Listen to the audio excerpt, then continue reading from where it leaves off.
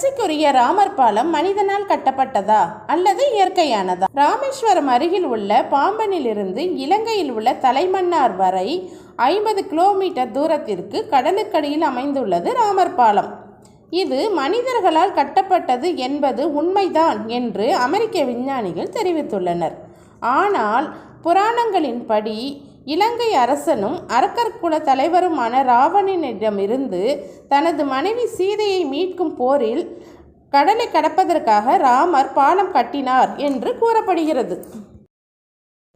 பாலத்தை கட்டியது வானரங்கள் என்று இராமாயணத்தில் கூறப்பட்டுள்ளது. இது ஆதாம் பாலம் என்றும் அழைக்கப்படுகிறது. ஆனால் இந்த பாலம் வெறும் கற்பனைதான் என்ற வாதமும் இருந்து வருகிறது.